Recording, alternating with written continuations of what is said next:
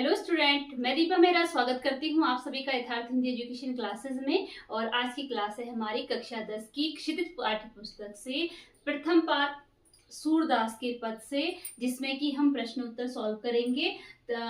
पहले 3 तक के प्रश्न हमने पहली क्लास में सॉल्व कर लिए हैं और आज की क्लास में आगे के प्रश्न उत्तर देखेंगे और बिल्कुल आसान तरीके से देखेंगे। हमको केवल आंसर को समझना है कि क्या लिखा है। अगर आप पढ़ रहे हैं तो आप उसको रटने की बिल्कुल भी जरूरत नहीं है, केवल आपको समझना है। ठीक है, आसानी से समझते हुए करेंगे। तो चलिए स्टार्ट करते हैं। देखिए आज का प्रश्न क्या है। उद्धव द्वारा दिए गए योग के संदेश ने गोपियों की विरहाग्नि में घी का काम कैसे किया। घी का काम करने का मतलब क्या है कि उनकी विरहाग्नि को और कैसे भड़का दिया या कैसे और ज्यादा बढ़ा दिया। हमने देखा था पहले, जब अर्थ देखा था कि क्या हुआ था। मथुरा चले गए थे कृष्ण गोपियों को छोड़कर और उसके बाद उद्धव के द्वारा संदेश भेजते हैं। फिर उद्धव में और गोपियों में कुछ वार्तालाप होती हैं, कुछ बातें उद्धव उनको बताते हैं और कुछ जवाब गोपियों के द्वारा दिए जाते हैं। अब ये जो प्रश्न है इसमें फिर कि जो योग का संदेश लेके आए थे उद्धव उनके पास, उसने विरहाग्नि का काम कैसे किया, मतलब कि उनकी पीड़ा को और कैसे बढ़ा दिया। उत्तर है कि श्री कृष्ण के मथुरा चले जाने पर गोपियां पहले ही विरहाग्नि में चल रही थी। पहले ही वो बहुत परेशान थी कृष्ण के वियोग में।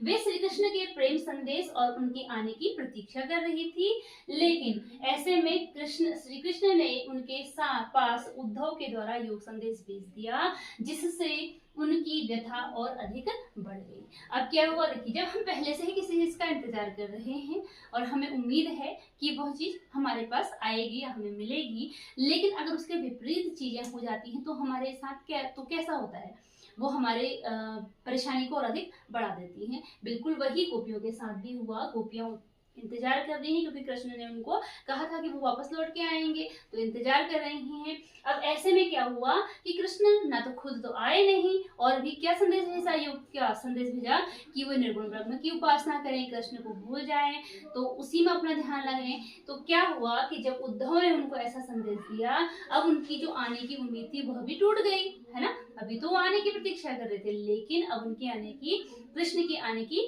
जो उम्मीद थी वह भी टूट गई, जिससे कि जो उद्धव द्वारा उन्हें योग का संदेश दिया गया उसने उनकी पीड़ा में और विरहाग्नि का घी का काम किया, मतलब कि उनकी पीड़ा को और अधिक बढ़ा दिया। अगला प्रश्न है, मर्यादा न रही के माध्यम से कौन सी मर्यादा न रहने की बात की जा रही है।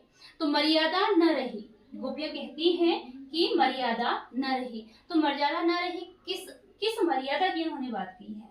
तो गोपियां कहती हैं देखिए कि प्रेम की यही मर्यादा है कि प्रेमी और प्रेमिका दोनों प्रेम को निभाएं। ऐसे में तो वे प्रेम की सच्ची भावना को समझें। अगर आप किसी से प्रेम कर रहे हैं अर्थात किसी को सम्मान दे रहे हैं, तो बदले में आपको भी सम्मान जब मिलेगा तभी आपको संतुष्टि मिलेगी, तभी आप उसे सम्मान दे सकते हैं। तो वही यहाँ भी हुआ, कह रहे हैं कि प्रेमी और प्रेमिका दोनों ही प्रेम की मर्यादा को निभाएं और सच्ची भावना को समझें, कि जो प्रेम है उसकी सच्ची भावना को समझें। परंतु कृष्ण ने गोपियों के से प्रेम निभाने की बजाय उनके लिए नीरस योग संदेश भेज दिया, जिससे गोपियां अपने प्रेम का अपमान समझती हैं और इसे गोपियों ने मर्यादा का उल्लंघन कहा है। तो मर्यादा न रही कहने का मतलब क्या है कि गोपियां कहना चाहती हैं कि श्री कृष्ण ने हमारे प्रेम की कोई भी मर्यादा नहीं रखी है। मर्यादा कैसे नहीं रखी है, क्योंकि वह तो उनसे प्रेम करती थी, उनका इंतजार कर रही थी, लेकिन उन्होंने क्या किया, उद्धव के हाथों संदेश भेज दिया कि वे कृष्ण को भूल जाएं और निर्गुण ब्रह्म की उपासना करें, जिसे उन्होंने कहा कि यह हमारे प्रेम का अपमान है। मतलब कि हम अगर प्रेम निभा रहे हैं तो कृष्ण को भी प्रेम निभाना चाहिए, तभी हमारा क्या होगा, सम्मान होगा। तो इसीलिए वो कहती हैं कि मर्यादा न लही। ठीक है, इसलिए वो कहती है कि अब हमारे प्रेम की तो कृष्ण ने कोई मर्यादा ही नहीं रखी। अगला प्रश्न है, कृष्ण के प्रति अपने अनन्य प्रेम को गोपियां किस प्रकार अभिव्यक्त करती हैं। अब आपको बताना है कि कृष्ण के प्रति गोपियों ने अपने अनन्य प्रेम को किस प्रकार अभिव्यक्त किया। ये सारे क्वेश्चन वहीं से हैं जो हमने पद पढ़े हैं, उन्हीं का जो हमने अर्थ समझा है उसी के आधार पर सारे आंसर देने हैं। तो देखिए, कृष्ण के प्रति अपने अनन्य प्रेम को गोपियों ने निम्न प्रकार अभिव्यक्त किया। पहले तो वो बताती हैं स्वयं को कि वे अपनी स्थिति गुण से चिपकी उस चींटी के समान बताती हैं जो कि गुण को नहीं छोड़ना चाहती हैं। ठीक है। उसी प्रकार वो कहती है कि जिस प्रकार गुड़ पर चींटी चिपकी रहती है, यानी कि चींटियों को गुड़ प्यारा होता है, उसी प्रकार हमें भी कृष्ण प्यारे हैं, हम किसी भी दशा में कृष्ण को नहीं छोड़ सकते। फिर वो कहती है कि वे श्री कृष्ण को हारिल की लकड़ी के समान मानती हैं। जैसे कि हारिल का पक्षी जहां भी उड़ता है अपने पैरों में हमेशा एक लकड़ी को दबाए हुए उड़ता है, वो कहती है कि जिस प्रकार हारिल को लकड़ी प्रिय है, उसी प्रकार हमें भी कृष्ण प्रिय है, अर्थात हम कृष्ण को नहीं छोड़ सकते। कहने का अभिप्राय क्या है कि हम कृष्ण से दूर नहीं रह सकती, उनको नहीं छोड़ सकती। अगला है, वे कहती हैं कि वे मन क्रम वचन से श्री कृष्ण के प्रति समर्पित हैं। वो कहती हैं कि वो क्या है, मन वचन क्रम से श्री कृष्ण के प्रति समर्पित हैं, सोते जागते दिन रात कृष्ण कृष्ण जाप करती हैं। हमने पढ़ा था, ये भी एक लाइन में आया था, मन वचन क्रम कृष्ण नंद नंदन के उर, ये वाली लाइन पढ़ी थी ना कि मन वचन क्रम नंद नंदन के उर, सोते जागते दिन रात कृष्ण कृष्ण जाप करती हैं, दिवस निशी कृष्ण कृष्ण जपरी, ये बोलती है। ठीक है, तो वही है कि मन क्रम वचन से कृष्ण को समर्पित हैं और सोते जागते केवल कृष्ण कृष्ण ही हम जाप करती हैं। अगला बोलते हैं, उन्हें कृष्ण के प्रेम के आगे योग का संदेश जो है वह कड़वी ककड़ी के समान लगता है। योग का संदेश लगता है जो कड़वी ककड़ी, ये एक लाइन आई थी ना, तो वही आपका आंसर है कि उन्हें कृष्ण के प्रेम के आगे योग का संदेश जो है वह कड़वी ककड़ी के समान लगता है। तो गोपियां इस प्रकार अपने प्रेम को अभिव्यक्त करती हैं। अगला प्रश्न है, गोपियों ने उद्धव से योग की शिक्षा कैसे लोगों को देने की बात कही।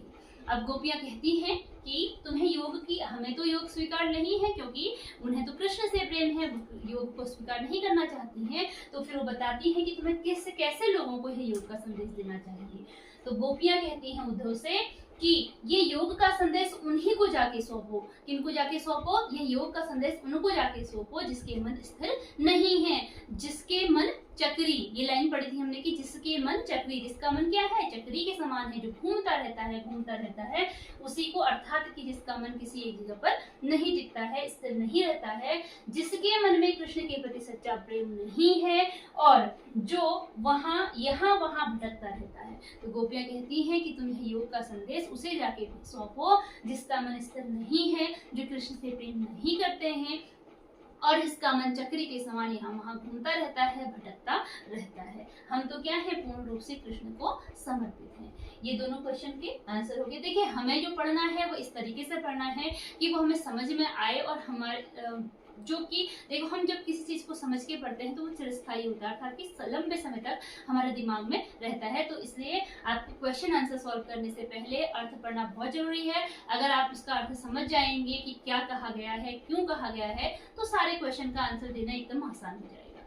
फिर अगला प्रश्न है, प्रस्तुत पदों के आधार पर गोपियों का योग साधना के प्रति दृष्टिकोण बताइए। आपको जो पद दिए गए हैं, जिन पदों को हमने पढ़ा है, उन पदों के आधार पर योग साधना के प्रति गोपियों का क्या दृष्टिकोण था वह बताना है। तो योग साधना के प्रति गोपियों का क्या दृष्टिकोण था, क्या बताया था उन्होंने, उन्हें योग साधना क्या लग रहा है, जैसे कड़वी ककड़ी है, या वो बोलते हैं उद्धव सु तौ व्याधि हम तौ ले आए, कि तुम ये कौन सी व्याधि हमारे लिए ले आए। ठीक है, तो उनको कैसा लगा था, वो एक रोग के समान लगा था, एक व्याधि के समान लगा था, कड़वी ककड़ी के समान लगा था। बिल्कुल साधारण सा इसका अर्थ हो गया, उत्तर हो गया। ठीक है, तो क्या हुआ देखिए, सूरदास द्वारा रचित इन पदों में गोपियों की कृष्ण प्रति एक निष्ठ प्रेम भक्ति आसक्ति प्रकट हुई है। ठीक है, गोपियों की कृष्ण के प्रति, यहाँ पर के हो जाएगा, गोपियों की कृष्ण के प्रति एक निष्ठा, मतलब एक निष्ठा, केवल उनको किसमें निष्ठा है, कृष्ण में निष्ठा है, एक निष्ठा प्रेम, उनकी प्रेम और भक्ति और आसक्ति प्रकट हुई है, जो कि केवल कृष्ण के प्रति ही वे भक्ति रखते हैं, प्रेम रखते हैं और आस्था रखते हैं, जिस पर किसी अन्य का असर अप्रभावित है। यानी कि जो योग साधना है या अन्य कोई भी चीज है, किसी भी चीज का उन पर असर होना संभव नहीं है, केवल उन्हें कृष्ण से प्रेम है। योग संदेश उन्हें कड़वी ककड़ी के समान लगता है। उन्हें योग का संदेश कैसा लगा, कड़वी ककड़ी के समान लगा। वो बोलती हैं उद्धव से कि यह क्या है, योग का संदेश कड़वी ककड़ी के समान है, और बोलती हैं कि यह कौन सा रोग या फिर यह कौन सा व्याधि तुम हमारे लिए ले आए। तो उन्हें किसी रोग या व्याधि के समान लगता है जिसे वे किसी भी दशा में अपना नहीं सकती है। तो योग का संदेश उन्हें ऐसा लगा जैसे कि कोई कड़वी ककड़ी हो, या जैसे कोई क्या हो, रोग हो, व्याधि हो, जिसे वे किसी भी दशा में अपना नहीं सकती हैं। उन्हें केवल कृष्ण से ही एक निष्ठ प्रेम है। अगला प्रश्न है, गोपियों के अनुसार राजा का धर्म क्या होना चाहिए। गोपियां क्या बोलती हैं कि कृष्ण क्या है, अब राजनीति पढ़ ली है उन्होंने, अब वो राजा बन चुके हैं, लेकिन वो राजधर्म को भूल गए हैं। तो वो कहती हैं गोपियों के अनुसार राजा का धर्म है कि वह प्रजा को अन्याय से बचाए और सताए जाने से बचाए। तो गोपियां क्या कहती हैं कि राजा का क्या धर्म है, कि वो गोपियां बोलती हैं कि राजा का धर्म है कि वह प्रजा को, अपनी प्रजा को अन्याय से बचाए, उसके साथ अन्याय होने से बचाए, उसको सताए जाने से बचाए। लेकिन क्या कर रहे हैं, कृष्ण तो स्वयं ही अन्याय कर रहे हैं, स्वयं ही हमको सता रहे हैं। तो वह बोलती है कि गोपियां कि राजा का जो धर्म है वह प्रजा को बचाना है, अन्याय से बचाना है, उसको सताए जाने से बचाना है। अगला प्रश्न है, गोपियों को कृष्ण में कौन से परिवर्तन दिखाई दिए जिसके कारण वे अपना मन वापस लेना चाहती हैं। जब वो अंत में बहुत परेशान हो जाती हैं तो वो बोलती हैं कि ठीक है, तुम क्या करो कि कृष्ण से यह बोल दो कि वह हमें हमारा मन वापस दे दें। अगर वो हमसे मिलने नहीं आ सकते हैं, हमसे प्रेम नहीं कर सकते हैं, तो वह ऐसा करें कि वो हमें हमारा मन वापस दे दें। तो गोपियां कहती हैं, देखिए श्री कृष्ण ने अब राजनीति पढ़ ली है, बोलते हैं कि श्री कृष्ण ने अब राजनीति पढ़ ली है जिससे उनके व्यवहार में छल कपट आ गया है। राजनीति का मतलब क्या है कि बातों को घुमा फिरा कर बोलना, किसी से अपनी बात मनवाना। ठीक है, राजनीति कहने का मतलब क्या है कि अब उन्होंने क्या कर दिया, अब बातों को घुमा फिरा कर हमारे पास भेज रहे हैं, जबरदस्ती हमसे अपनी बात मनवाना चाहते हैं। तो कह रहे हैं कि इन्होंने राजनीति पढ़ ली है जिससे उनके व्यवहार में छल कपट आ गया है, जिससे वो हमारे साथ छल कर रहे हैं, धोखा कर रहे हैं। श्री कृष्ण के अब प्रेम की मर्यादा, श्री कृष्ण को अब प्रेम की मर्यादा का पालन करना नहीं आता है। बोलती हैं कि श्री कृष्ण को अब प्रेम की मर्यादा पालन का ध्यान नहीं रहा है। प्रेम की मर्यादा का पालन क्या था, प्रेम की मर्यादा का पालन है कि प्रेमी और प्रेमिका दोनों ही प्रेम की मर्यादा को निभाए। प्रेम एक ओर से नहीं निभाया जाता, तो कि जिस प्रकार हम उनसे प्रेम कर रही हैं, उनसे मिलना चाहती हैं, वह भी हमसे प्रेम करें। तो वो बोलती हैं कि अब उन्होंने क्या करा है, प्रेम की मर्यादा का पालन का ध्यान नहीं रखा है। आगे बोलती हैं कि श्री कृष्ण अब राजधर्म भूलते जा रहे हैं। वो कहते हैं कि कृष्ण क्या है, राजधर्म भूल गए हैं। राजधर्म कैसे भूल गए हैं कि उन्होंने कहा कि राजा का धर्म प्रजा को अन्याय से बचाना है, ठीक है, लेकिन और उनको सताए जाने से बचाना है। लेकिन कृष्ण क्या कर रहे हैं, उनके साथ अन्याय कर रहे हैं। कैसे, उनसे मिलने न आकर, उनका दिल चुराकर और उनसे मिलने न आकर वो उनके साथ अन्याय कर रहे हैं, उनको सता रहे हैं। दूसरों से अनीति छुड़ाने वाले श्री कृष्ण अब स्वयं अनीति पर उतर आए हैं। फिर वो कहते हैं कि श्री कृष्ण क्या है, वो तो सभी से अनीति छुड़ाते हैं, सबसे अनीति को छुड़ाने वाले वह खुद ही अनीति कर रहे हैं। अनीति कैसे कर रहे हैं, उनको गोपियों के पास योग का संदेश भेजकर और उनसे यह कहकर कि कृष्ण को भूल जाएं, या फिर उनसे मिलने ना आकर वो क्या कर रहे हैं, उनके साथ अनीति कर रहे हैं, अन्याय कर रहे हैं। तो इस प्रकार गोपियां जो हैं वो इन परिवर्तनों को कृष्ण के अंदर देखती हैं और अपनी बातें उनके सामने, उद्धव के सामने रखती हैं कि कृष्ण किस प्रकार बदल चुके हैं, किस प्रकार वह गलत व्यवहार कर रहे हैं। आई होप कि आपको यह सब समझ में आया होगा, क्योंकि मैंने अपनी ओर से पूरा प्रयास किया है कि आपको समझ में आए, और आप भी थोड़ा प्रयास कीजिएगा। प्रश्नों को, उत्तरों को रटने की कोशिश ना करें। क्वेश्चन को पहले, लेसन को समझें, उसके अर्थ को समझें, और सारे जो उत्तर हैं वहीं से बन रहे हैं, उसी के आधार पर आपको अर्थ लिखने हैं। थोड़ा सिस्टम से लिखना है बस, और कुछ नहीं। अगर आपको वीडियो पसंद आई हो तो वीडियो को लाइक शेयर जरूर कीजिएगा, चैनल को सब्सक्राइब कर लीजिएगा। मिलते हैं अगली क्लास में इसके आगे के क्वेश्चन लेके।